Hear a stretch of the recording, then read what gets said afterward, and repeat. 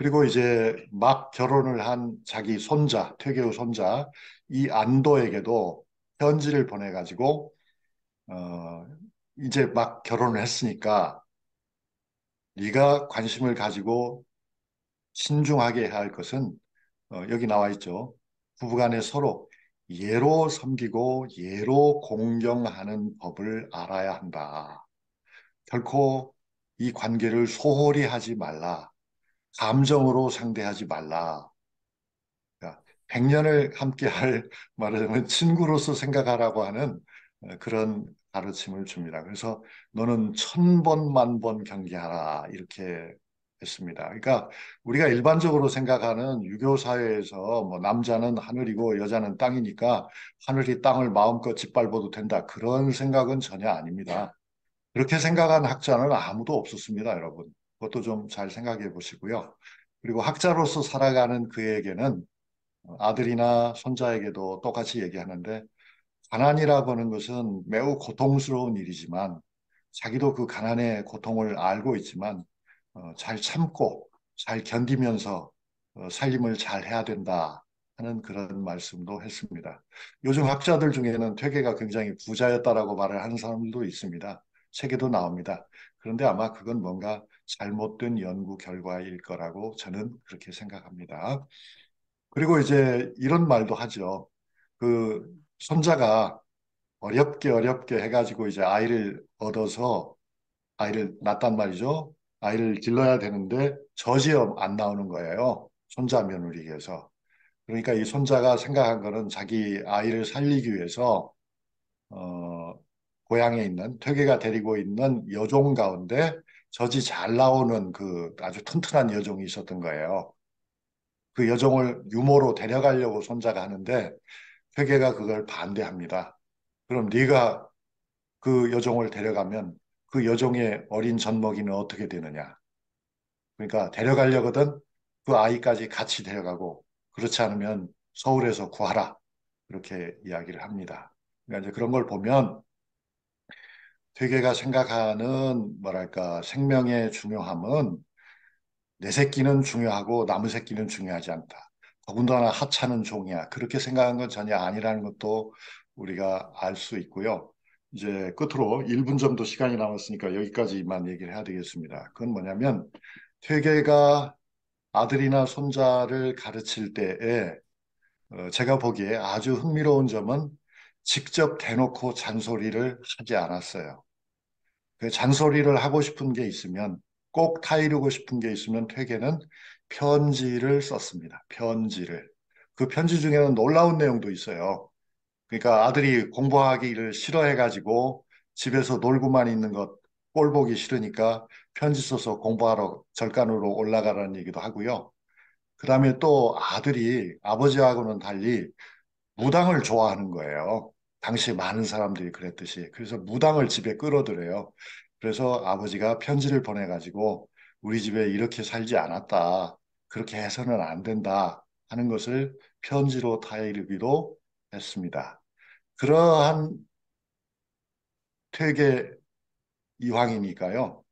우리가 생각하는 이야기는 다 지나갑니다. 이제 그런 퇴계였기 때문에 마지막에 돌아가실 적에도 제자들에게 이제 이런 유언을 하잖아요. 내가 그 제자들을 모아놓고서 이제 작별을 하는 거예요. 내가 그동안에 잘 알지도 못하면서 틀린 생각을 가지고 여러분을 지도한 것 같다. 그래서 내가 반대했기 때문에 자신의 뜻을 혹시라도 꺾으려고 한 사람이 있었다면은 어, 그렇게 꺾이지 말고 자신의 길을 잘 갔으면 좋겠다. 그렇게 당부를 하고 빌려온 책들도 다 되돌려주게 지시하고요. 그리고 자신이 아끼던 매와 화분에 물을 듬뿍 주게 한 다음에 이게 이제 믿기 어려운데 기록에는 이렇게 되어 있습니다. 그는 똑바로 앉은 채로 운명하였다. 믿고는 싶은데 이게 그럴 수 있는지는 잘 모르겠습니다. 마치 옛날 그 유명한 고승들이 그러했던 것처럼 마지막까지 정신줄을 놓지 않고 필요한 말씀을 다 하시고 그리고는 앉은 채로 평화롭게 숨을 거두셨다. 그러한 이야기입니다. 제, 제 말씀은 여기까지 하죠. 그러면 약속대로 한 20분 얘기한 거고요.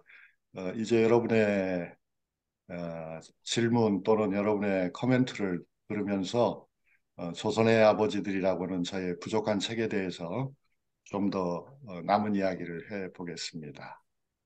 우리 박 선생님께서 사회 예, 보실 건가요? 네네. 예, 예, 감사합니다. 이거, 저기, 화면 공유 계속 하고 계실 건가요? 이거 아니죠. 안 해도 됩니다, 이제. 예, 예. 네. 공유 중지할게요 하면은. 네네. 네. 예. 예, 12명의 그 아버지들 중에 태계 이황에 대해서 자세히 들었는데요. 저는 이렇게 이 책을 쭉 읽으면서 12명을 한꺼번에 읽으니까 나중에는 그냥 헷갈리기도 하고 그랬는데 오늘 태계 이황에 대해서 집중적으로 들으니까 이분이 제일 훌륭하신 분 같이 느껴지는 그러네요. 그래서 12명을 우리가 한 분씩 연구해서 발표를 해도 괜찮았겠다. 뭐 이런 생각이 잠시 스쳤습니다. 예, 잘 들었고요. 이제 저는 이 책을 이제 제목만 생각하고 조선의 아버지들, 그래서 그 아버지와 그 자녀들과의 직접적인 어떤 그런 것만 생각하고 했는데, 여기 책을 대했는데, 이 책에는 대부분 이분들이 이제 사회에서 큰 역할을 했던 분이더라고요, 다들. 그러다 보니까 이제 이 사회에서 한 그런 역할들에 대해서 많은 부분이 이렇게 나와 있었어요. 그래서, 어, 내가 생각한 거랑 다르네? 이러면서 이제 나중에 교수님께서 그 앞에 쓰신 부분을 좀 읽어봤거든요. 처음에 읽었었는데 잘 들어오지 않았는데 나중에 다시 읽어봤는데 제가 그걸 한번 읽겠습니다. 이 책에서 우리가 만날 12명의 아버지들은 그들이 속한 사회와 계층, 그 시대의 고뇌를 반영한 사람들이다.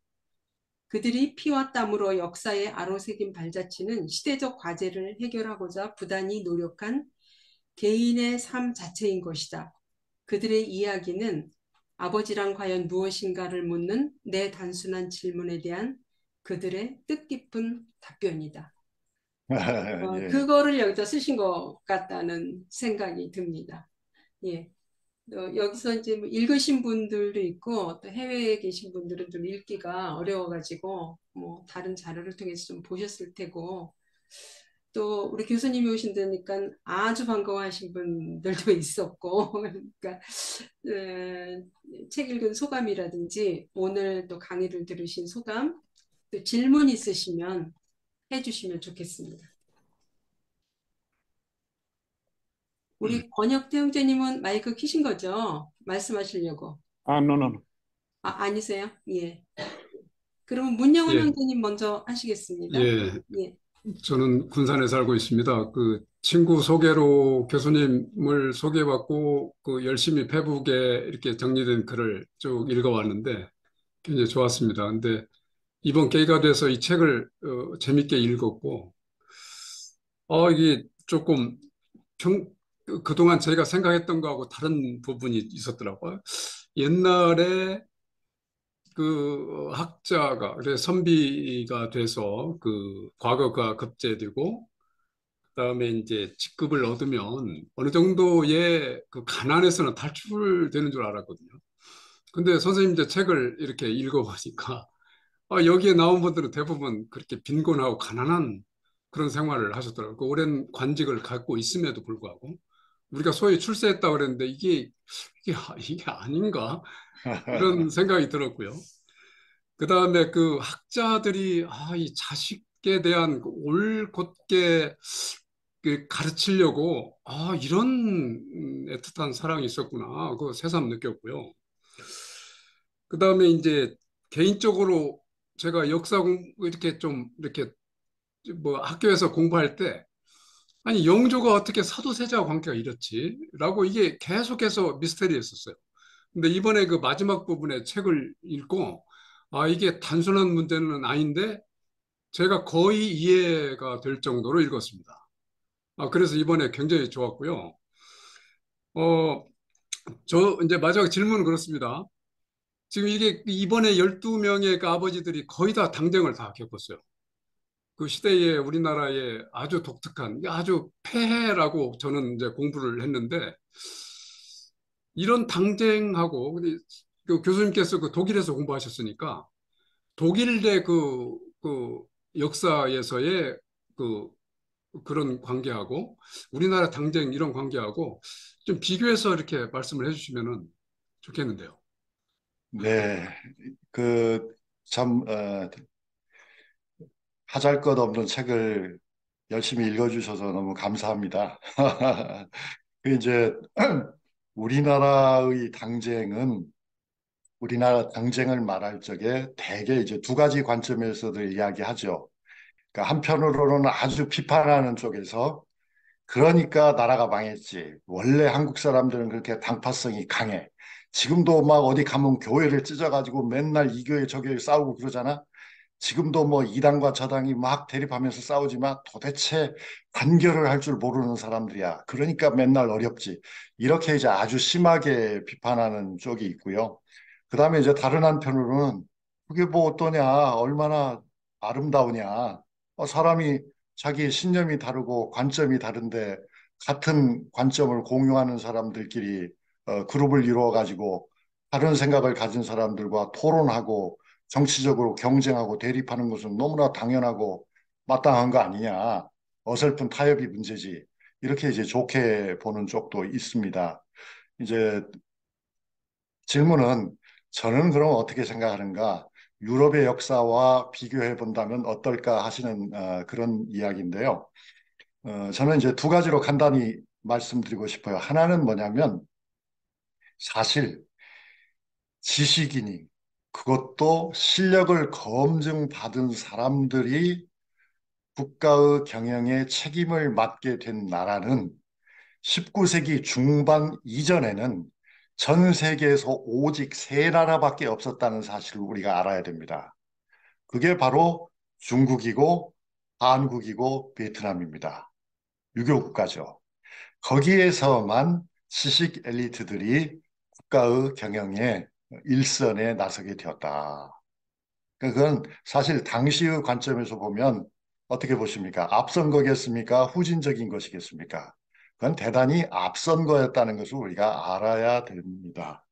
그리고 이제 그 외에 독일이나 프랑스나 영국이나 이런 세계의 대부분의 나라에서는 관직이라는 것이 기본적으로는 매관매직이었습니다.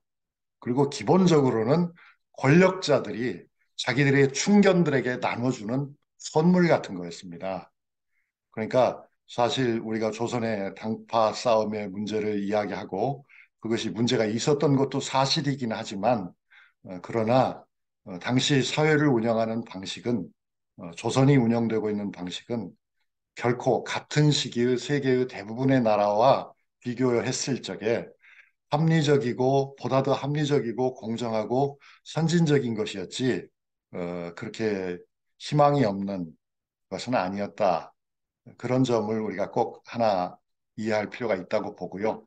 그다음에 이제 두 번째로는 그런데 이제 그 중국에도 당쟁은 있었죠. 중국에도 당쟁이 있었고 베트남에도 당쟁이 있었고 유교 국가에는 항상 당쟁이 있습니다. 왜냐하면 이념을 중심으로 국가를 운영하다 보면 이념적인 차이에 의해서 파가 생기는 건 어쩔 수가 없습니다. 다만 이제 우리 한국의 경우는 당쟁이 좀 더 고질적이고 지속적이었습니다. 그 까닭은 한국 정치의 중심은 왕이 아니었기 때문입니다. 중국 같으면은 철저하게 황제의 권력에 복종을 해야 되죠. 그런데 한국의 경우는 여러분이 아시다시피 그렇지 않았다. 한국은 결코 왕의 절대권이 행사되던 나라가 아니다. 그런 점에서 이제 그 신하들 내부의 갈등은 매우 치열했던 것인데 한국 사회가 가지고 있는 약점은 아까 어, 저 책을 읽은 소감을 말씀하실 때도 드러났습니다만 전체적으로 우리는 전체적으로 우리는 경제적인 토대가 좀 빈약한 편이었습니다. 그러다 보니까 정치 엘리트들조차도 부를 제대로 누리지 못했다. 그래서 또 그 싸움이 더 치열해진 것도 있었다 하는 점도 간단하게 말씀드립니다.